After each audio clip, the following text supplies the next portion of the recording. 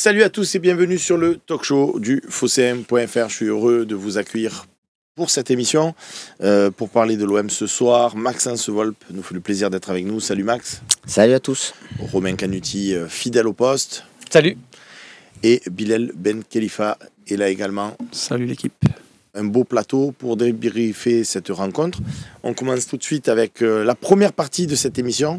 OM Strasbourg, De Zerbi s'est-il trompé dans son 11 de départ? Max, je te passe, bien évidemment. Je t'explique, Max, comment ça se passe. La parole. Il y a une partie sur le jeu, comme ça on ne parle pas de suite de l'arbitrage. Voilà, on a parlé de jeu d'abord. On y reviendra après. Et on y reviendra après, voilà, je t'explique. Voilà. Tu t'inquiètes pas. Dire qu'il s'est trompé, c'est compliqué quand tu sais que tu as pléthore de blessés. Donc, on en avait parlé en off. Moi, je te disais que Cornelius, depuis le début, depuis qu'il est arrivé, on nous dit qu'il a les deux pieds. Donc, ça me semblait pas illogique de le tenter à droite. Fatalité, ça n'a pas été une bonne idée. Donc, forcément, sur ce point-là, déjà, on peut dire qu'il y a une première erreur. Après, Nadir, on l'a vu enchaîner des performances plutôt correctes, donc ça paraissait pas fou non plus de le mettre dans l'11 de départ. Mais c'est vrai qu'au final, on s'aperçoit que quand il te manque un joueur comme Rongier, ben, c'est difficile de le remplacer. Et même si Nadir peut être performant, je me pose toujours la question de savoir si ça serait pas plus logique d'avoir un Rabiot en tant que numéro 6. Mais voilà, après, il y a aussi le cas Merlin Garcia qui pose question. Donc, sur ces trois postes, effectivement, on peut disserter.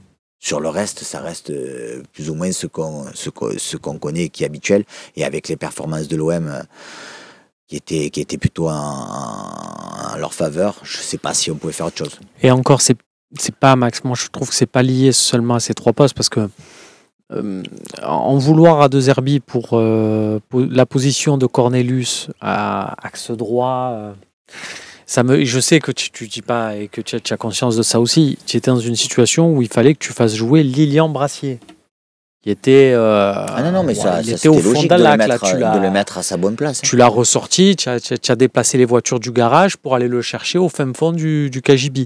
Tu l'as remis, et Brassier, je trouve, n'a pas fait un match extraordinaire, mais au vu du contexte, si avant le match je te dis Lilian Brassier va faire ce match-là, tu me regardes et tu me dis oui, tu fais partie de sa famille pour m'annoncer un truc comme ça. Donc, tu as eu Cornelius à ce truc-là parce qu'il fallait, entre guillemets, mettre Brassier dans les meilleures dispositions.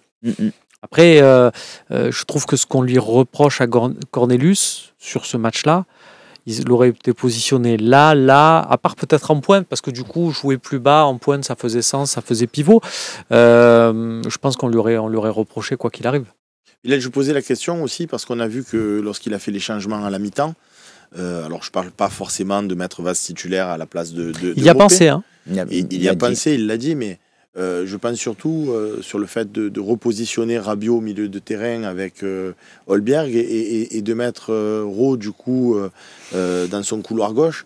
On a vu tout de suite qu'on avait beaucoup plus de potentiel offensif, même si les Strasbourgeois ont fait un contre qui aurait pu être meurtrier, qui finit sur la barre. Donc effectivement, tu t'exposes un peu plus, mais tu as quand même... Enfin, moi, la deuxième mi-temps, en tout cas, je me suis régalé. Je sais que je vais concéder des occasions, mais tu t'en crées aussi, alors qu'en première mi-temps, c'était ce match toujours bien tenu, tout ça. Bon, alors après, on concède un but, malheureusement, pas d'exploit de Roulis, mais est-ce que c'est pas une histoire de frileux, mais est-ce que cette composition de seconde mi-temps, où Rabiot est dans le cœur du jeu parce qu'il n'y avait pas Rongier, c'était peut-être pas une option à mettre en place dès le départ pour leur mettre un peu le feu, quoi. En tout cas, ce qui est bien, c'est que pour répondre à ta question, il s'est trompé, ouais, parce qu'il a changé à la mi-temps. Sinon, il aurait attendu à 70e, 75e pour changer. Donc, vu que quand un entraîneur se trompe, il ne peut pas sortir à 35e minute un joueur, sinon tu le grilles, il a changé à la mi-temps. Donc, il s'est dit, mon plan, en fait, il n'est pas bon. Il ne marche pas comme je l'ai imaginé.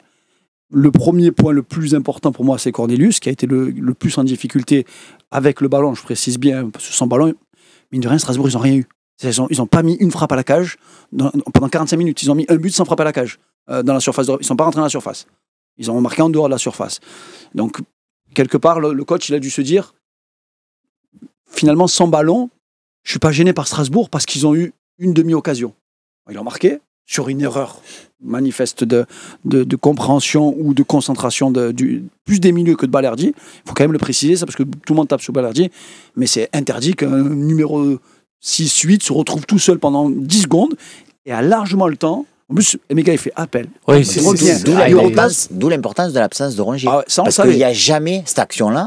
Et Ça, on donc, savait. on ne tape pas sur Balerdi si Rongier est titulaire. Voilà, ça on le savait. Mais Cornelius, quand je te parle pourquoi, pour moi, le plus gros problème, c'était Cornelius. Outre le fait que Rabiot au milieu, c'était pas ça qui a changé le match pour moi. C'est que Cornelius, tous les ballons qu'il a eu, pas une seule fois, il a cherché le point le plus fort de l'OM cette saison, c'est Luis Enrique et Greenwood. Donc, comme il n'était pas à l'aise avec son pied droit, qu'est-ce qu'il faisait? Il repartait à gauche. Il repartait vers Balerdi. Et l'autre, il repartait de l'autre côté. Et on allait chercher Garcia. On pourra parler de changement Garcia-Merlin aussi. Merlin était catastrophique contre Lille. Donc c'est logique quelque part Eh oui. que tu prends Garcia. De toute Pas façon, problème quand, avec ça. quand Garcia joue, on dit qu'il fallait faire jouer Merlin. Et quand Merlin joue, on dit qu'il fallait faire jouer Tu Garcia. sais ce que ça veut Donc, dire ça? C'est que ça veut dire qu'on a un problème à gauche. Eh oui. Ben, on a un vrai ils problème à essaient, gauche. alors, Ils essayent de recruter de Ouais, façon à ouais, gauche. ouais, voilà, je vais pas. Mais ils essaient de recruter. Et c'est vrai qu'on a beaucoup évoqué, par exemple, la piste Zalewski en se disant mais pourquoi recruter alors qu'on a un Luis Enrique en bombe? Et non, Zalewski, moi, c'est ce qu'on m'a Couloir gauche. expliqué. Zalewski, il peut jouer des deux côtés et à choisir, c'est pour évoluer côté gauche. Exactement. Donc, Et tu vas même plus loin, le recrutement de Ramos, pour ceux qui ont vu ce match-là, qui connaissent pas le joueur, ben Ramos, il vient pas pour doubler Murillo. Parce que ce que fait Murillo aujourd'hui, ben, Cornelius ne sait pas le faire. Ramos, c'est pas son poste non plus. Il vient plus pour doubler Balerdi et probablement le couloir gauche que Murillo. Donc l'OM aussi cherche à recruter une doublure à Murillo. Parce que quand Murillo n'est pas là, tu as fait jouer Lirola, qui a fait quand même je trouve une bonne entrée. Parce que Ouais. ben, ces fameuses passes, il les a données à Luis Enrique. Et à Greenwood, et dès que Enrique a le ballon, ou Greenwood a le ballon, ben ça y est. Et dernière chose que tu as dit, pour la première fois de la saison, on a vu des ballons par-dessus. On a eu le droit.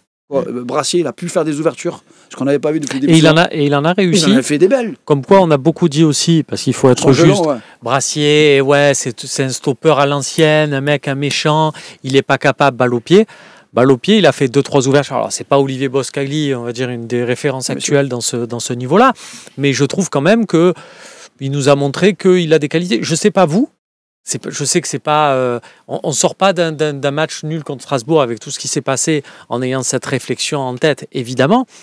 Je sais pas vous, mais Brassier, que je voyais à la cave totale, je veux plus en entendre parler, il n'est pas fait pour l'OM, c'est pas adapté. C'était un peu l'avis de tout le monde, j'exagère à peine. Bon, là, je me dis, tu vois, Ouais, mais peut-être que tout n'est pas. Après, si tu prends un joueur comme Cornelius et comme tu l'as si bien dit, tu le remplaces par Lirola.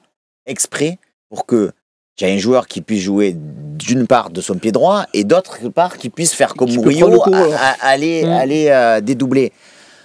Brassier, concrètement, j'ai rien vu faire. J'ai vu faire des passes à Balerdi et des passes à Garcia. Il a fait 2 ouvertures, oui, il a fait 2 transversales. Si 2 transversales, ça suffit dans un match. Après, Max, tu m'en parlais pendant la rencontre qu'on a suivie ensemble au Stade Vélodrome. Est-ce que c'est pas aussi un petit peu des réactions sur la culture du moment? C'est-à-dire que tu me disais, ouais, mais en fait, là, on est en train de se dire, De Zerbi s'est peut-être trompé sur sa compo, tatata. Mais dans les autres matchs qu'on a vus au Stade Vélodrome, il y a eu des attaques aussi des adversaires, sauf que on a la chance que Rouli fasse un miracle. Mais... Et à l'inverse, on a le tir d'Enrique qui passe, je parle de la première mi-temps, juste à côté des cages. Et si Rouli fait le miracle qu'il fait à chaque match et que le tir d'Enrique est cadré, au final, tu tournes peut-être à la pause 1-0 et on dit il a fait une bonne compo, on a maîtrisé le match. Bon, d'accord, il y a eu cette action de Strasbourg, mais Rouli a fait son miracle habituel. Totalement. Sauf que là, Rouli encaisse et Enrique tire juste à côté. Et du coup, la lecture, elle n'est pas la même. C'est intéressant que tu dis ça, parce que Loïc... Non, mais par rapport à autre chose, par rapport au fait que Loïc venait de nous montrer les stats, je me souviens avoir écouté un OM au café où il y avait un auditeur qui disait concrètement, en fait, l'OM, ils ont des XG à 1 ou à 1,5 et on marque 3 buts, 4 buts. Et au final, à l'arrivée, on disait on a fait un bon match. Là, concrètement, si tu regardes, ça doit faire 3-1, puisqu'il y a 2,92 contre 0,80. Au final, tu fais 1 et tu dis c'est une contre-performance de l'OM, on n'a pas été bon. Et si le match il finit 3-1. Ah, t'as des énormes occasions. Voilà, si finit 3-1, qu'est-ce qu'on dit aujourd'hui? On ne fait pas du tout la même analyse. On dit on a fait un gros match, on continue sur notre lancée, après la défaite en Coupe de France, on repart, on joue le titre et tout. Et tu te rends compte sous Strasbourg, la réussite que ça peut faire? Peut-être pas, parce que malheureusement, le PSG non, mais ça fait partie encore imposé dans les dernières secondes à Lens. ça fait partie de la réussite d'une saison, c'est ce que tu disais, c'est-à-dire que, et je me suis fait la même réflexion que votre raisonnement de fait, mais la réception de Lille en championnat en décembre, si Jonathan David, quand il part au but, il n'y a pas un roulis inspiré qui sort cette parade dingue où il lui a subtilisé le ballon, mais qu'en fait, Jonathan David, il s'effondre, tac, penalty, et derrière, de Zerbi, parce que le risque proposé par ce jeu, on a un jeu... Si je pouvais éviter d'employer le mot penalty ce soir, ça m'arrangerait. Pardon. Oui, un but contre l'OM. Autre chose. Par contre, ce qui était sûr, on va en parler. Même Romain, ce qui était sûr, c'est que moi j'avais 2 joueurs à la trêve où je dis c'est sûr qu'ils vont avoir des blessures, c'est certain. C'était Rongier et Kondogbia. Parce que Kondogbia, c'était un miracle qu'il ait tenu aussi longtemps sans blessure depuis le début de saison. Et que c'est un joueur qui est quand même habitué à l'infirmerie. Et Rongier, après une longue blessure, c'était sûr qu'il allait avoir un moment contracture ou déchirure ou autre, ton corps il réagit. C'est vrai que c'est quand même dur. Enfin, c'est dur. Là, pour le coup, je pense qu'il n'y a pas à blâmer qui que ce soit. Ça arrive. Mais c'est fou de se dire que c'est le moment de la saison où on a le plus de blessés. Ouais. C'est le moment de la saison où on fait 3 matchs dans la semaine. C'est tout. C'est juste là. D'ailleurs, arriver, c'est quand même intéressant. On en est où au niveau des blessés là? Ils vont revenir parce que nous, j'ai l'impression que quand on a des blessés, d'un coup, tu les perds pour 10 matchs d'affilée, quoi. Kondogbia, on t'a dit qu'il est blessé. C'est une belle blessure apparemment, Kondogbia. C'est quasiment un mois d'arrêt. Hein. Je pense qu'il va revenir peut-être contre... Et encore, parce qu'il n'a même pas repris avec le collectif encore. Hein. Eli Wahi, pareil. Reprise qu'on va venir. Eli Wahi, il doit reprendre ou... Eli Wahi, il va reprendre l'avion. Il va reprendre l'avion, Eli Wahi, il est quasiment à l'aéroport là. Hein. Donc ça va être différent. Est-ce que ce match, Bilal, ne nous a pas montré aussi quelque part, même si on l'adore tous sur ce plateau, que c'est un travailleur, qu'il est infatigable, qui fait du bien à l'équipe, mais un petit peu les limites de Mopé à la pointe de l'attaque de l'Olympique de Marseille. Alors c'est rigolo parce que d'une partie de la saison à l'autre, c'était oh là là, on prend trop de buts, on marque des buts, mais on en prend trop. Et maintenant qu'on a trouvé un équilibre d'équipe, on s'aperçoit que Mopé devant, alors il était venu pour un numéro 2 derrière Wahi. Il se trouve que à cause des contre-performances de Wahi, qui devrait certainement partir du côté de Francfort, il est passé en position numéro 1 dans la hiérarchie. Mais on s'aperçoit quand même, en plus on a eu la chance les dernières années d'avoir de l'Alexis Sanchez, de l'Aubameyang, donc on a eu quand même des références à ce poste-là. Et là on se dit, ça manque un peu de côté clinique chez Mopé. Et le truc c'est que Mopé, il t'offre un panel restreint. C'est-à-dire que tu dois jouer que d'une manière quand tu as Mopé avec ton équipe. Pas une seule fois, tu vas pouvoir le chercher en profondeur, pas une seule fois, et il va pouvoir éliminer par le dribble. Ce qu'un Aubameyang ou ce qu'un Alexis Sanchez était capable de faire par le dribble ou par la frappe. Donc Mopé, c'est parfait de l'avoir en remplaçant. Il peut t'aider dans une saison, et c'est ce qu'il est en train de faire, mine de rien. Mais un numéro 1 à l'OM, c'est impossible. Tu vois, sur un match comme hier, où son adversaire direct, et après, c'est pas pour dire on a joué Strasbourg, c'est D'ailleurs, il commence un peu à me gonfler, Strasbourg, ils sont gentils. Mais le match aller, le match retour, moi j'ai vu une équipe digne du top 5 de la Ligue 1. Après, je regarde le classement, et je dis les copains, il n'y a qu'une explication possible. C'est soit vous êtes tous à égalité, soit alors, quand vous jouez contre nous, vous êtes bien chaud. Mais quand vous jouez Toulouse, Nantes... mais ça, c'est la racine de la gloire.